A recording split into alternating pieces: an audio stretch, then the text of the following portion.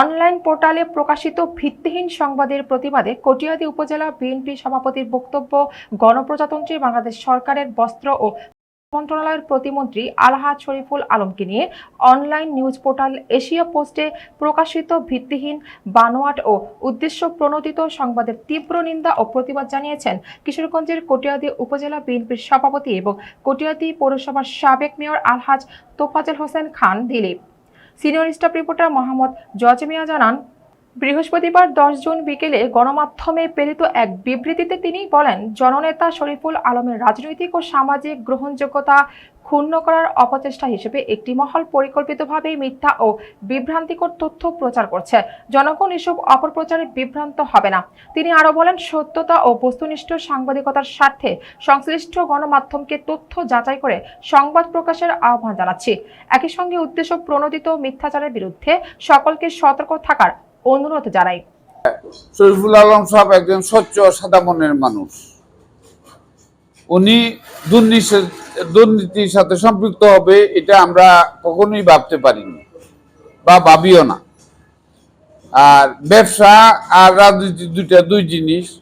ওনার বাইরা ব্যবসা করে, উনিও ব্যবসার সাথে সম্পৃক্ত আছে বটে, বাট উনি আমরা যতটুকু জানি দীর্ঘদিন যাবৎ ব্যবসার সাথে সম্পৃক্ত না থেকে উনি রাজনীতি নিয়ে 24 ঘন্টা ব্যস্ত থাকেন। আর এই রাজনীতির প্রেক্ষাপটে ওই দিক দিয়ে ব্যবসা বাণিজ্যের মধ্যে যদি কোনো ত্রুটি থাকে সেটার জবাব ওনার বাইরা দায়িত্বে আছেন, ওনারা দিবেন। আর এটা কত দূর সত্য এটা সঠিকভাবে যাচাই হয়ে নেও, তারপরে বোঝা যাবে। আর এইখানে আলম সাহেবকে আমার মনে হয় ওনার ভাবমূর্তি নষ্ট করার জন্য, এছাড়া আমার কাছে কিছুই মনে হয় না। ওনার এই স্বল্প সময়ে রাজনৈতিক প্রেক্ষাপটে ওনার যে অর্জন সেটা সমুদ্র তুল্য। ওনার মতন একজন ভালো মনের মানুষ রাজনীতিতে খুঁজে পাওয়া কঠিন।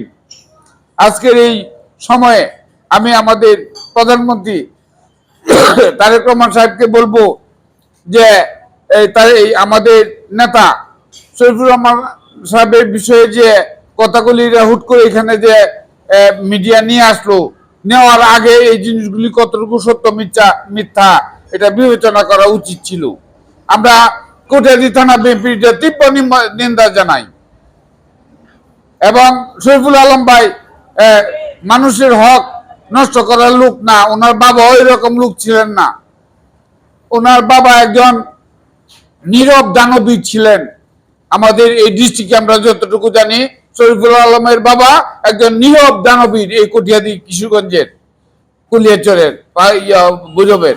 কাজে এই পরিবারের উপরে এই ধরনের ঘটনা অনভিপ্রেত এবং এটা সঠিক তদন্তের মাধ্যমে পরে এটাই বোঝা যাবে। তবে সঠিক তদন্ত না হয়ে এটা এই মিডিয়াতে আসাটা আমার মনে হয় ঠিক হয় নাই। কারণ ওনার উপর এই যে কথাগুলি হচ্ছে এই মান ইজ্জতের প্রশ্নে, এটা মিথ্যা হবে নিশ্চিত। মিথ্যা হওয়ার পরে এই ইজ্জত কি ফিরাই দিতে পারবে, এটা আমার প্রশ্ন। তো কাজেই আমরা কটিয়াদী থানা বিএনপি এটার তীব্র নিন্দা জানাচ্ছি। ধন্যবাদ।